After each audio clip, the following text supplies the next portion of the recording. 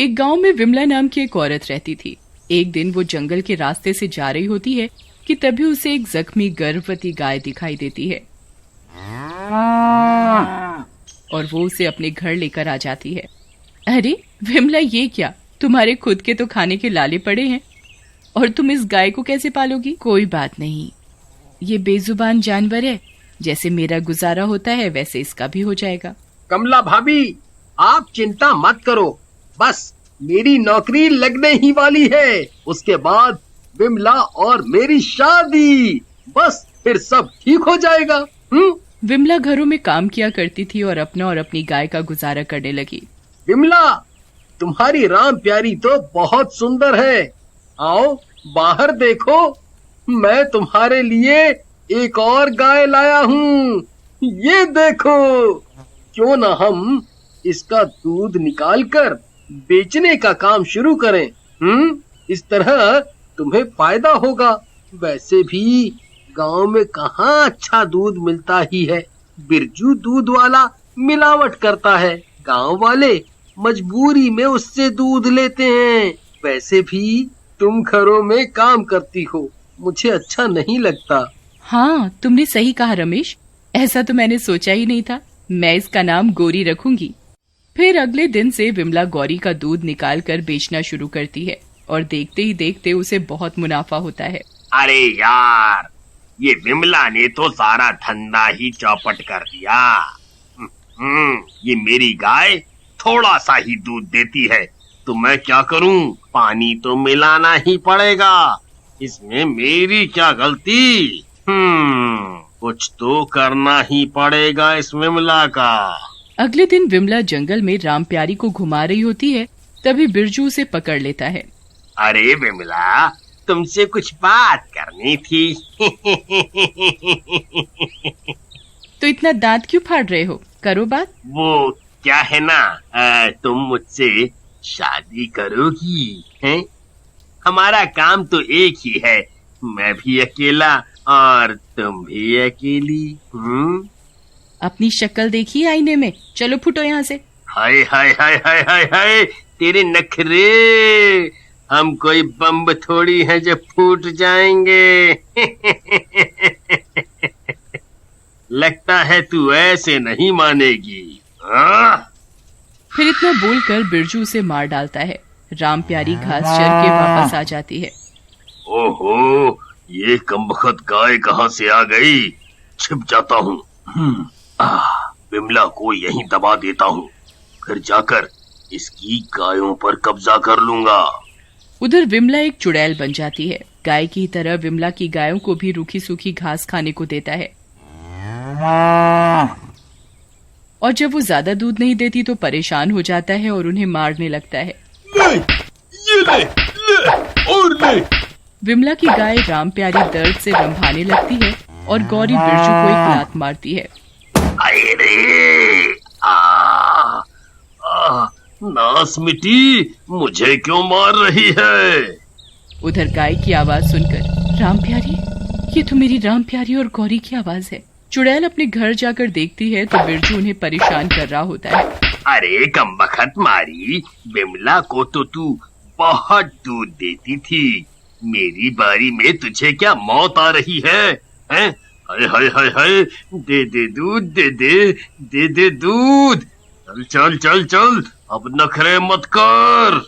चुड़ैल को ये सब देखकर गुस्सा आ जाता है और वो बिरजू को जोर की लात मारती है। आई मम्मी, मर गया रे, तेरा नास मिटे कमबख्त मारी। चुड़ैल जी, सॉरी, मुझे पता नहीं था कि आपने लात मारी है।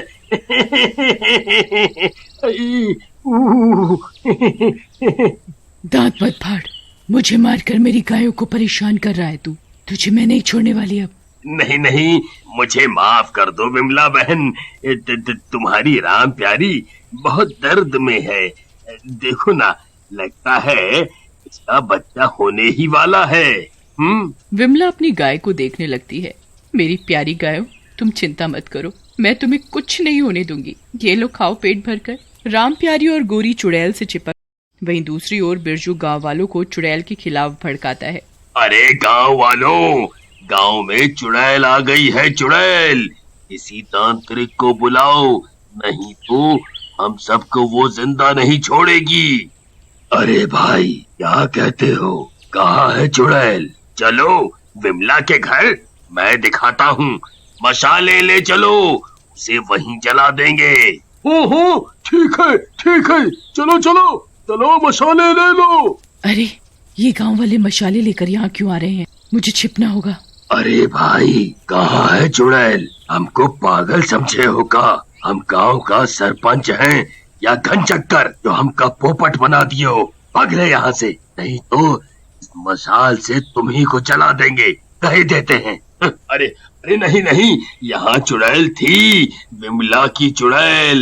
अरे, विमला कहीं काम से गई होगी, मर थोड़ी गई है जो चुड़ैल हो जाएगी। चलो भाइयों, ये तो पागल हो गया है, पागल। अगले दिन रमेश विमला के घर जाता है।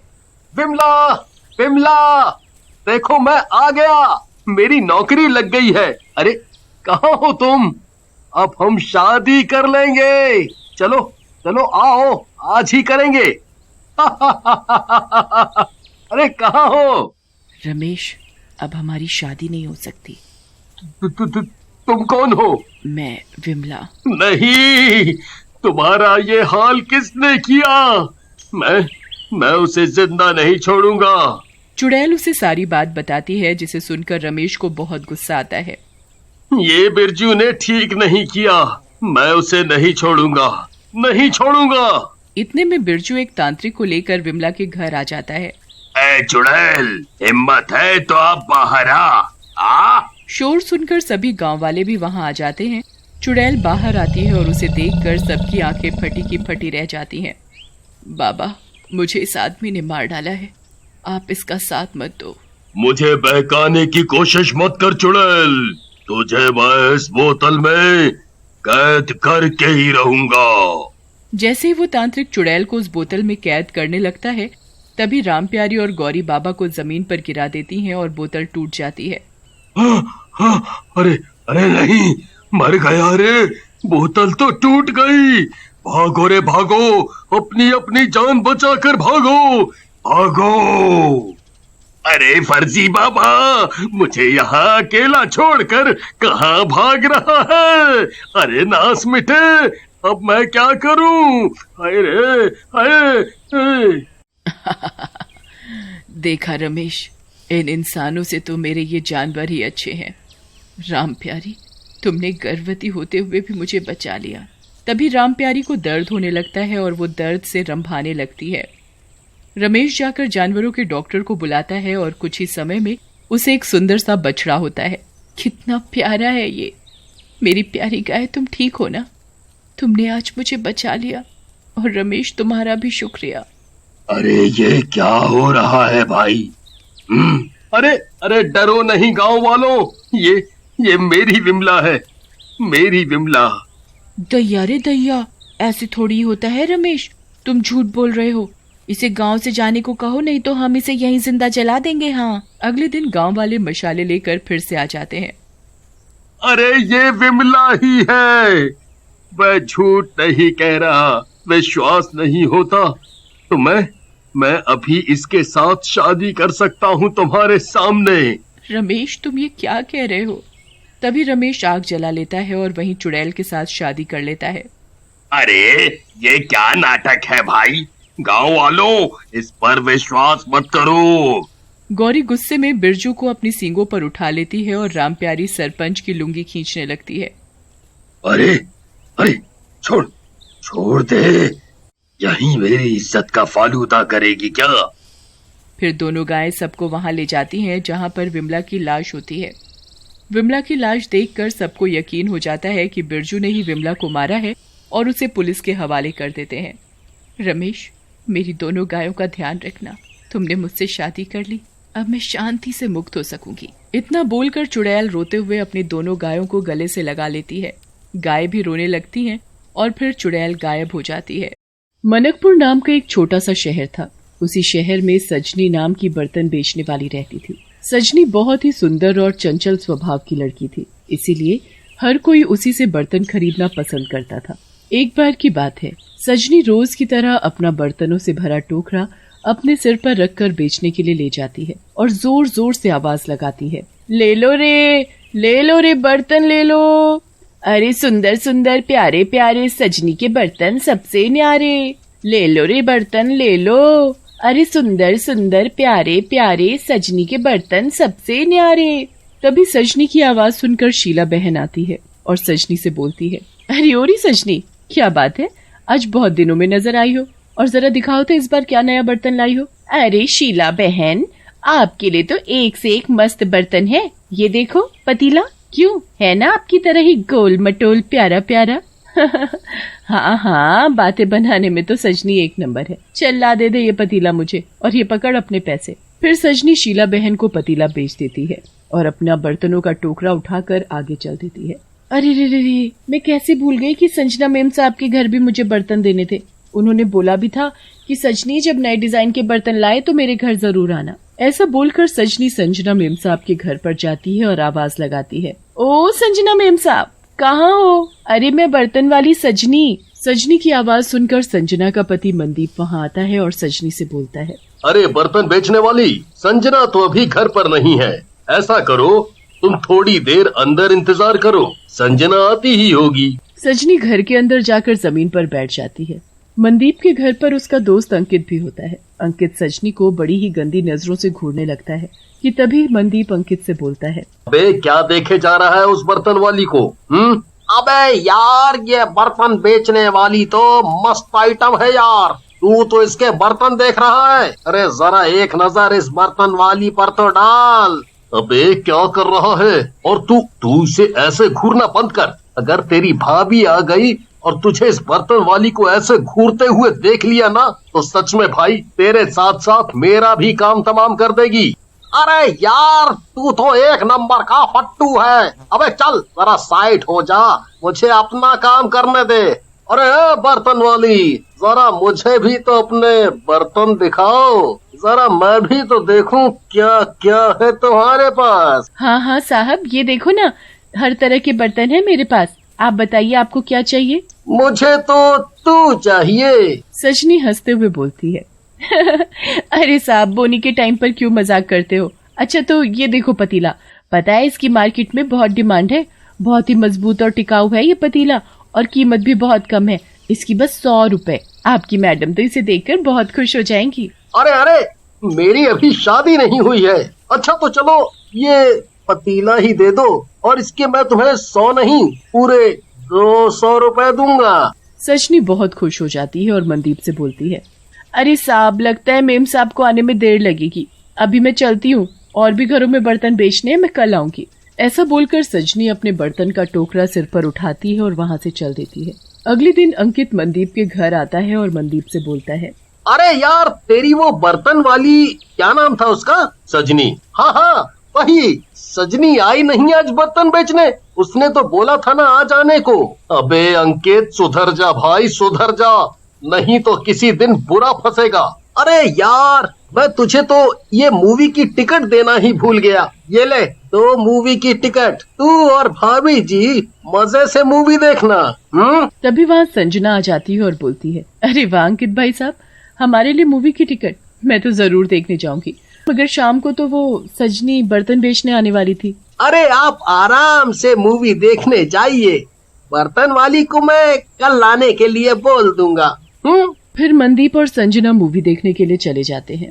उनके जाने के कुछ ही देर में सजनी अपने बर्तन लेकर आती है।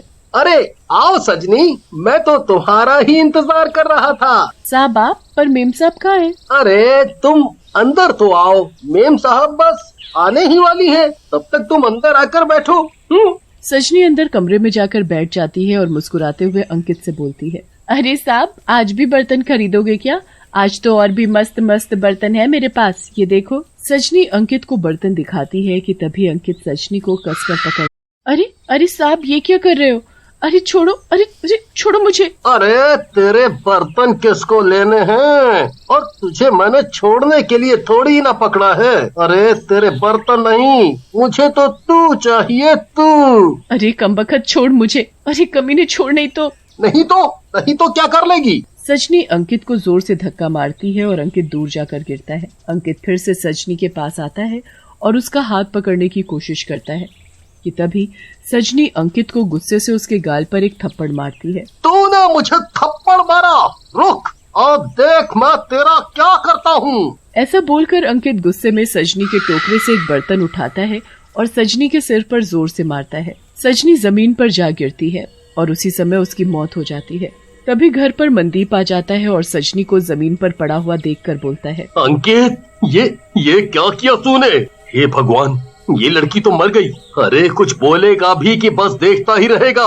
यार भाभी कहाँ है? उसे मार्केट से कुछ सामान खरीदना था, इसलिए वो मार्केट चली गई और मैं घर आ गया, पर वो कुछ ही देर में यहाँ आती ही होगी। हे भगवान, अब क्या होगा? अबे सच में मनदीप, तू एक नंबर का फट्टू है। कुछ नहीं होगा, भाभी के आने से पहले हम इसे ठिकाने लगा देंगे, समझा? फिर अंकित और मनदीप सजनी को एक चादर में लपेटकर अपनी कार में रख लेते हैं और आगे जाकर सजनी की लाश को गंदे नाले में फेंक देते हैं। कुछ ही देर में सजनी एक चुड़ैल बन जाती है और बोलती है, मैंने इन सब को इतना अच्छा समझा और इन्होंने मेरे साथ इतना बुरा किया, मैं छोड़ूंगी नहीं इसे। इसका तो वो हाल करूंगी कि इसे अपने सपने में भी कभी नहीं सोचा होगा। फिर चुड़ैल अपने सजनी के रूप में आ जाती है और अगले दिन फिर से अपने बर्तनों का टोकरा अपने सिर पर रखकर संजना के घर जाती है।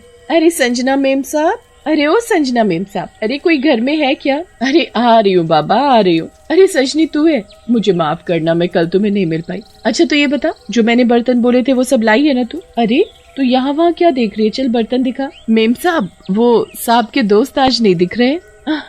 तुम अंकित भाई साहब की बात कर रही हो क्या? अरे वो तो तेरे साहब के साथ ड्यूटी गए हैं, पर तुम उनके बारे में क्यों पूछ रही हो? वो क्या है ना मेम साहब, वो जो अंकित साहब है ना, उनसे जरा हिसाब किताब करना था, बस इसीलिए आपसे पूछा। फिर तो तुम कल शाम को आ जाना, तुम्हें अंकित भाई साहब मिल जाएंगे। फिर सजनी संजना मेम साहब को बर्तन दिखाती है और संजना को काफी सारे बर्तन बहुत पसंद आते हैं। वो सजनी से उसके सभी बर्तन खरीद लेती है। शाम को जब मनदीप घर आता है तो घर में नए बर्तन रखे देख संजना से बोलता है, अरे संजना, ये इतने सारे नए बर्तन? हाँ वो सजनी आई थी, उसी से मैंने ये सारे बर्तन खरीदे हैं। और हाँ वो कल शाम को फिर से आएगी अंकित से अपना हिसाब किताब करने, इसलिए आप उन्हें बता देना। क्या कहा तुमने? अरे सजनी का नाम सुनते ही तुम्हारी ज़बान क्यों लड़खड़ाने लगी? मनदीप मन ही मन सोचता है, हे भगवान, ये कैसे हो सकता है? सजनी यहाँ कैसे आ सकती है? अब तो कल ही असलियत का पता चलेगा। फिर अगले दिन मनदीप अंकित को अपने घर लेकर आता है। तभी सजनी भी आ जाती है और बोलती है, अरे क्या हुआ अंकित साहब, मुझे देखकर आपके पसीने क्यों छूटने लगे और आज बर्तन नहीं खरीदोगे मुझसे? ये कैसे हो सकता है? अरे तुम सजनी नहीं हो सकती। अरे ये क्या बोल रहे हो अंकित, ये सजनी ही है। अंकित घबराते हुए बोलता है, नहीं, ये सजनी नहीं है, क्योंकि उसे तो मैंने अपने हाथों से मार डाला था। फिर ये कैसे जिंदा हो सकती है? तभी सजनी अपने चुड़ैल के रूप में आ जाती है और अंकित का गला पकड़कर जोर जोर से हंसने लगती है। हाँ मैं सजनी नहीं हूँ, मैं चुड़ैल हूँ। मरने के बाद मैं एक चुड़ैल बन गई और अब मैं तेरा काम तमाम करूंगी। अंकित भाई साहब, ये आपने क्या किया? आपने इस बेचारी पर अपनी गंदी नजर डाली और इस बेचारी को मार डाला। भाई साहब आपको सजा मिलेगी और आपके साथ साथ मनदीप जी आपको भी सजा मिलेगी। पर तुम्हें ये सब कैसे पता? कल जब सजनी बर्तन बेचने आई थी तब मैंने उसके उल्टे पैर देख लिए थे और फिर सजनी से पूछने पर उसने मुझे सब बता दिया। अरे मर गया रे! अरे मनदीप, तू कैसा दोस्त है? अरे कोई तो मुझे इस चुड़ैल से बचाओ। तूने मुझे पकड़ा था ना, अब मेरी बारी है। अरे तेरे तो मैं टुकड़े टुकड़े करके नाले में फेंकूंगी। अरे रे, ये मुझसे क्या हो गया? अरे माफी दे दो चुड़ैल जी, मैं अपने कान पकड़ता हूँ और आज के बाद कभी किसी पर गंदी नजर नहीं डालूंगा। प्लीज मुझे माफ कर दो, प्लीज मुझे माफ कर दो। पर चुड़ैल अंकित की एक भी बात नहीं सुनती और अपने पैने पैने नाखूनों से अंकित के टुकड़े टुकड़े कर देती है। संजना भी मनदीप को पुलिस के हवाले कर देती है। अब जाकर मेरी आत्मा को शांति मिली है। ऐसा बोलकर चुड़ैल वहां से गायब हो जाती